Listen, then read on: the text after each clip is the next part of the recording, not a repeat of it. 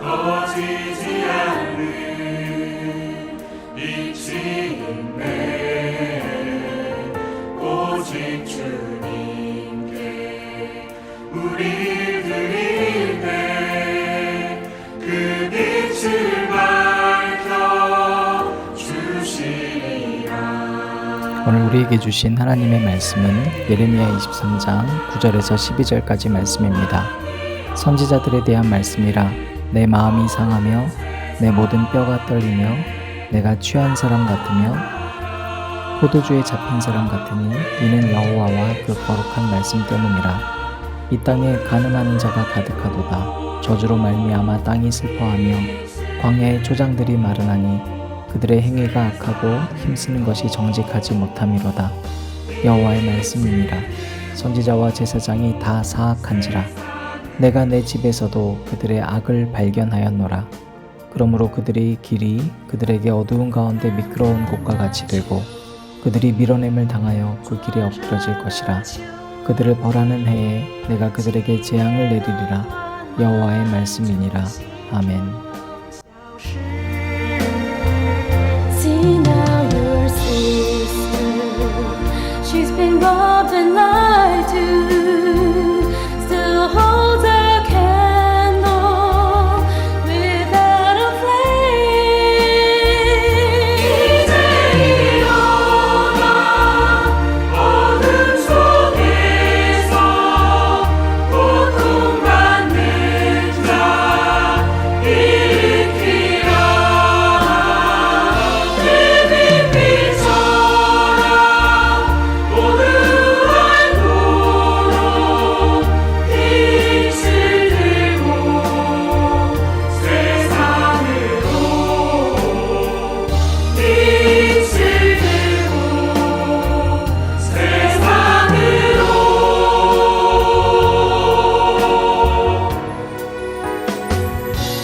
우리 맘 속에 밝게 빛나는 주를 향한 사랑 빛이 있네.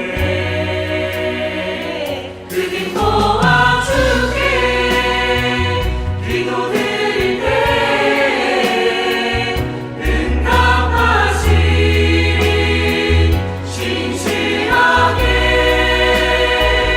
이제 일어나 연약한 자들 그들의 아픔 감싸주라. 내 빛빛처럼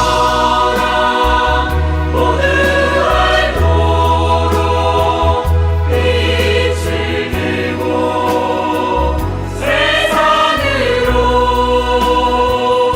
이제 일어나 소망이 없는 어두운 세상에 나아가라. 내 빛빛처럼 모두 알도록 빛을 들고 세상으로 빛을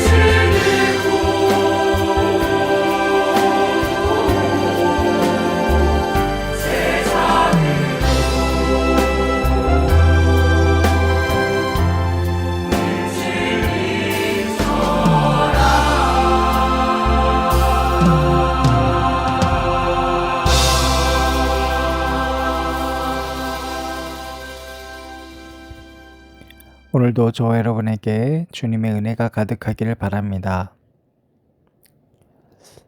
예레미야가 하나님이 주시는 말씀을 선언하고 또 선포했습니다. 그것은 하나님을 믿는 백성들을 향하는 말씀이었습니다. 또한 선지자들에 대한 말씀도 있음을 오늘 우리 말씀에서 알려주고 있는데요. 우리가 그 말씀을 이해하면서 한 가지 꼭 생각해야 될 점들을 좀 나눠보고 시작하려고 합니다. 구약 시대에 예배당이 곧 성전인 시대가 있었습니다. 그러나 우리는 예수 그리스도께서 이 땅에 오시고 베드로가 예수님 앞에서 교회가 어떻게 생길 수 있는지 그 믿음의 고백을 통해서 우리에게 알려주고 있잖아요. 바로 살아계신 하나님의 아들 예수 그리스도를 믿는 믿음 위에 교회가 세워졌습니다. 그 고백을 한 베드로가 믿음을 실족하고 도망갔습니다. 그렇지만 예수님이 다시 선택하고 찾아가셔서 그에게 사랑의 고백을 하시고 양떼를 맡겨주셨죠. 이 양떼가 중요한데요. 이 양떼가 뭐겠어요? 바로 이 땅에 있는 하나님의 백성들을 말합니다. 그 하나님의 백성들은 모든 사람들을 말하는 거예요. 그래서 땅끝까지 복음을 전하는 사명이 부여된 것이죠. 이 이야기가 바로 이번 주 내내 이어질 이야기입니다. 자, 그리고 예수님께서 베드로를 그 믿음의 고백을 했었던 베드로에게 그 양을 맡긴다라고 상징적으로 알려주셨어요. 따라서 우리는 교회는 예수님을 주인으로, 예수님을 내 삶의 주인으로 섬기겠다라고 하는 믿음의 고백 위에 세워져야 하고, 이 땅에 있는 하나님의 백성, 즉 양떼들을 잘 양육하는 목자가 되어야 하는 걸 알게 됩니다. 어제 우리 문성남 선교사님 말씀 통해서 우리는 왕같은 제사장이라는 그 하나님의 말씀 앞에 다시 한번 우리 삶을 돌아볼 필요가 있습니다. 왕같은 제사장은 여러분 뭐겠습니까? 제사장인데 왕같은 제사장이에요. 즉 예배당 안에서만 머무르던 시대가 아니라 이제 왕, 세상에서 제사장이 되라는 의미예요. 그것은 세상의 종이 아니라 세상의 왕, 즉 세상에서부터 지배당하는 자가 아니라 세상을 하나님의 말씀으로 올바르게 통치하는 자가 되라는 거예요. 그렇다면 지금 이 시대의 교회의 역할을 우리가 알게 되는데요.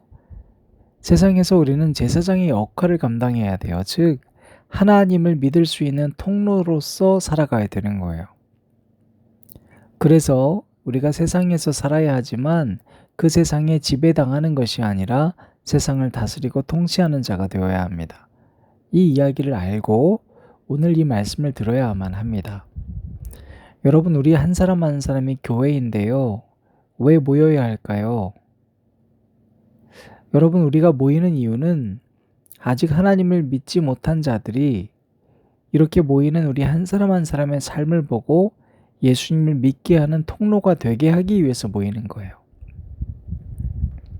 그런데 오늘날 우리들의 모임, 이 모임 자체만을 지키기 위해서 살아가면 오히려 세상 사람들은 우리를 보고 하나님을 알기가 참 힘들겠죠. 그냥 사교 모임하고 별반 다를 게 없으니까. 그것이 양떼를 흩어버리는 것과도 똑같습니다. 23장, 예레미야 23장부터는 그래서 애초에 목자들을 겨냥해서 하시는 말씀이에요. 그 목자가 누구라고요? 양떼들을 맡아서 관리해야 되는 거예요. 양떼는 어디까지 있어요? 땅끝까지 있어요. 자, 예레미야에서 말씀하고 있는 목자들의 죄는 뭐냐면 양 무리를 흩어버리고 돌보지 않았다는 겁니다. 그래서 9절 말씀부터는 거짓 선지자들을 향해서 하는 말씀이에요. 백성들을 미혹시킨다. 10절인데요. 우상 숭배와 도덕적인 타락들이 가득하다는 겁니다. 결과적으로 그 시대 성전과 제사장, 그리고 흔히 말하는 거짓 선지자들로 인해서 11절에 하나님은 내 집에서도, 그러니까 그 시절에 내 집이라고 하는 건 예배당을 말하는 거거든요. 그 예배당마저도 타락해 버렸다는 겁니다. 세상에 지배당하고 하나님을 믿는 사람들을 이제는 발견하기도 힘들지만 더 이상 세상 사람들을 하나님의 자녀로 만들지 못하는 것이 되었습니다. 여러분, 본문을 보면 BC 622년 요시야 왕이 종교개혁을 해서 종교의식을 다 뿌리 뽑고 이제 하나님의 말씀으로 다시 세워나가려고 하는 역할을 감당했습니다. 그런데 지금 이제 다시 세상과 똑같아졌어요. 그 이유가 첫 번째, 우상을 숭배했다. 예배당 안에서 주인이 하나님이 아니에요. 여러분, 그것이 우상을 숭배하는 겁니다. 믿는 사람들이 모인 곳이라면 늘 생각해야 됩니다. 이 모임이 하나님이 주인이신가를 물어봐야 됩니다. 그런데 우리는 자꾸 자기가 주인이 되려고 하는 게 문제예요. 포도나무 주일의 의미가 뭐라고 그랬습니까? 그 목적은 열매잖아요. 포도나무의 목적은 열매 맺는 것이고, 그 열매는 누군가에게 음식으로 제공되기 위해서 존재하는 겁니다. 그런데 나뭇가지라는 공간에서 열매가 열리고 누군가에게 먹혀야 하는 그 포도나무가 나는 괜찮다고, 나는 여기 그냥 있겠다고 하면 여러분, 그 나무는 결국엔 썩은 나무가 될 수밖에 없어요. 여러분, 포도나무의 이야기는 우리가 포도 농장의 이야기를 통해서 알 수 있는데요. 포도 농장의 주인이 그 비유를 통해서 우리에게 해준 말씀이 뭡니까? 그 농장에서 일하는 사람들을 하나씩 데리고 오잖아요. 그런데 처음부터 일했던 사람이 처음에는 감사하게 일을 했지만 마지막에 온 사람에게 똑같이 대해주니까 그 화를 내잖아요. 나는 처음부터 와서 했다는 거예요. 그때 주인이 뭐라고 합니까? 네가 첫째를 주장하기 때문에 꼴찌가 될 수밖에 없다. 그런데 왜 그러면 꼴찌는 첫째가 될 수밖에 없을까요? 여러분, 우리가 한번 생각해 보면 당연한데요. 마지막에 왔는데 주인이 나를 처음 온 사람처럼 그렇게 대해줘요. 그 사람은 감사한 마음으로 당연히 살 수밖에 없는 거죠. 여러분, 처음 온 그 첫째는 그 농장을 주인이 맡긴 농장인데 자기 자신이 주인이 되어버린 거예요. 그러니까 화를 내는 거죠, 주인한테. 자기 농장이 아니잖아요. 여러분, 그런데 포도 농장은 그런 곳이 아니에요. 마태복음 20장 1절 보면 천국은 마치 품꾼을 얻어 포도원에 들여보내려고 이른 아침에 나간 집주인과 같으니, 천국은 곧 어떠한 공간이 아니라 집주인이라고요. 하나님 자신이 천국입니다. 그런데 그곳에서 일했던 사람들은 내가 일한 것의 대가를 받는 관계로만 인식하고 어떠한 특정한 포도원이라는 공간으로 한정지었습니다. 그러나 여러분, 우리가 어떠한 곳에 있더라도 하나님 당신이 이곳에 계신다고 생각하면 그 어디서도 우리는 우리가 주인이 될 수가 없죠.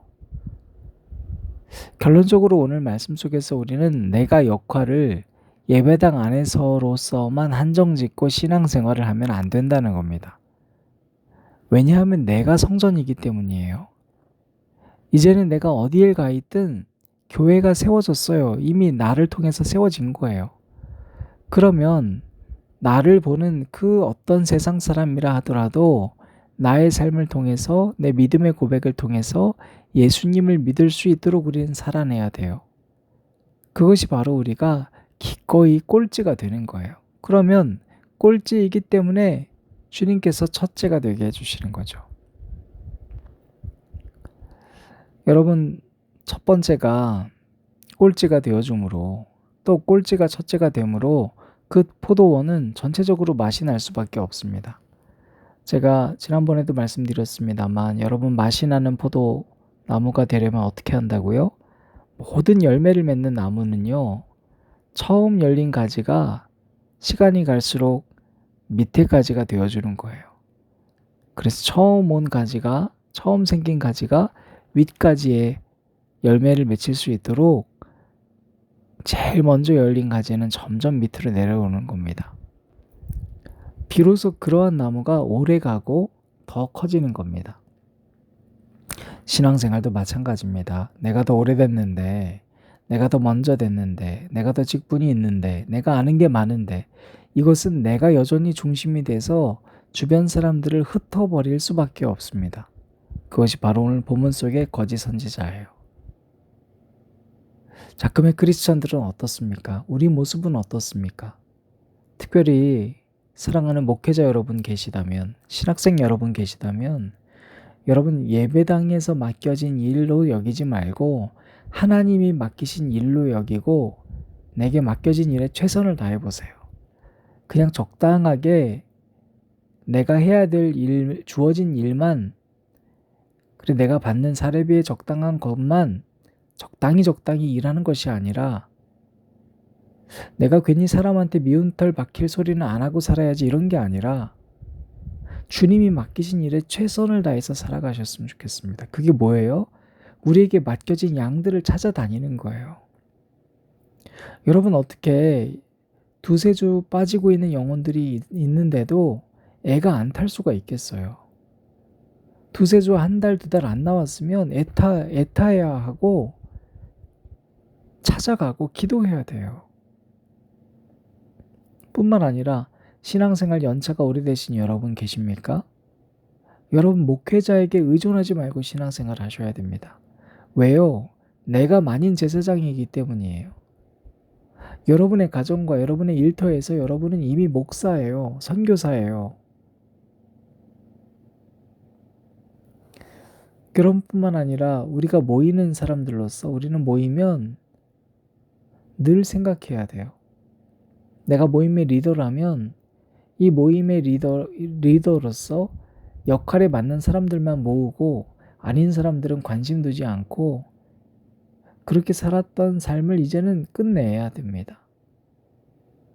나에게 득이 되는 공동체에만 참여하고 혹은 득이 없는 공동체에는 관심 두지 않는 우리의 모습들을 회개해야 됩니다. 여러분 그런 삶은 이 세상 사람들에게 감동이 되지 않습니다. 사랑하는 여러분, 지금이라도 늦지 않았습니다. 이제는 하나님 나라, 내가 어디에 있든지 하나님 나라라는 것을 하나님이 주인 되신 삶을 살아내는 저와 여러분 되시기를 주님의 이름으로 축원합니다. 함께 기도하시겠습니다. 하나님, 예레미야 말씀을 통해서 우리가 다시 한번 깨닫게 해주시니 감사합니다. 내가 어디 있으나 하나님 나라를 이룰 수 있도록 주여 도와주시고 우리가 어디에 있으나 하나님이 주인 되시는 공동체를 이룰 수 있도록 주님 도와주시옵소서. 예수님 이름으로 기도드립니다. 아멘. 주님의 지팡이로 날 이끌어 주 동행하네. 나의 길 되신 주님, 넘어지고 또다시 넘어져도 일으켜 세우시는 구주 예수, 또 힘주시네. 그분은 나의 목자, 우리가 양같이